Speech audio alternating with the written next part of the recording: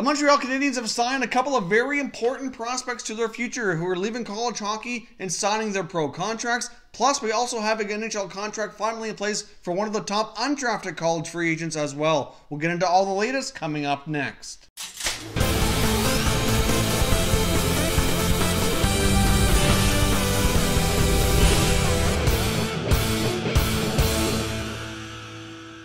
Hey everyone, and welcome back to another video here at Top Shelf Hockey. If you're new to the channel, thanks for stopping by. We review and discuss all 31 NHL teams, so if you're a huge hockey fan, consider subscribing and clicking the bell so you don't miss anything.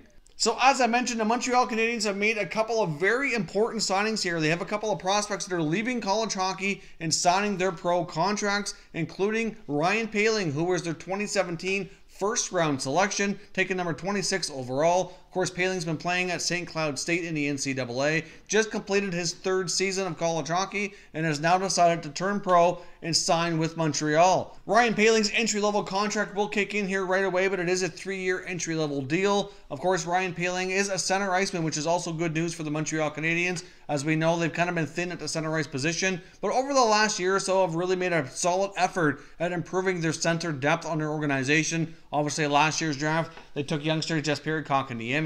They made some other trades. They've had Max Domi playing center this year, and things for the most part have worked out a lot better than many have expected, and that position is certainly a lot stronger than it used to be, and Ryan Poehling's only going to add to that. Now, for the past 2 years, he's put up 31 points in 36 games in the NCAA. He was also a huge part of Team USA in the 2019 World Junior Championship. He was definitely one of their top players, especially being a center iceman in the absence of Jack Hughes, who missed a pretty big part of that tournament and was certainly expected to lead that team. Poehling certainly took over and produced more than a point per game total. So Ryan Poehling certainly an exciting prospect for Montreal. Many project him to be a top 6 center. I'm not entirely convinced that's going to be the case. He very well might be a number 3, but either way, his offensive upside is pretty decent. I don't think he'll ever be a top line center, but I guess time will tell. We'll see how players develop. A lot of times once they get into the NHL level, they need to see he have some experience here before we can really better judge that. But right now, I'd say he's likely going to be like a middle 6 center, number 2, number 3. But he does have a pretty good skill set and is going to be a great addition here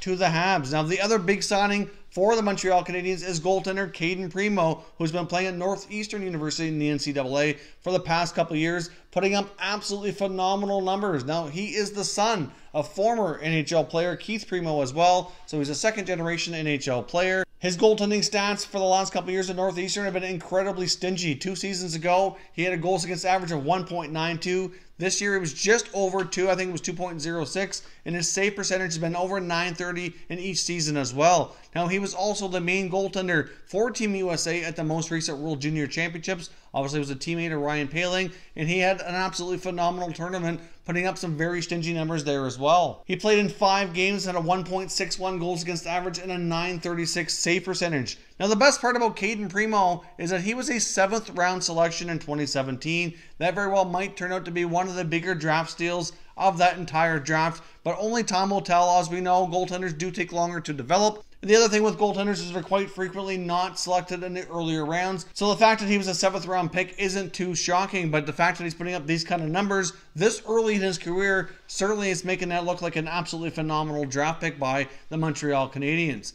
Now, of course, if you examine their goaltending situation, they've got Carey Price kind of carrying the workload here for a while yet. He's only 31 years old, has a very long-term contract. But if you look at beyond him, it's very likely Antti Niemi is not returned next year. He's 35 years old, hasn't had a great season. It's on an expiring contract. So more than likely his time with the Montreal Canadiens are up. They also have Charlie Lindgren, who's 25 years old, spent a lot of time now in the minors, had a bit of a taste of the NHL previously when Price has been injured a lot over the past couple of years, and he hasn't done too bad. But depending on where Lindgren's development goes here over the next little while, it could create an opportunity perhaps for Primeau to get a lot of playing time at the American Hockey League level over the next couple of years and potentially be a goaltender of the future for this franchise. He certainly has that potential, but many goaltenders come out of junior and college hockey with a really strong pedigree, fantastic numbers, and they don't all turn out. Then you get other guys like Jordan Binnington who kind of end up being surprises by the time they're 25 years old and end up coming up and taking an NHL job and kind of stealing it away from some of the veterans.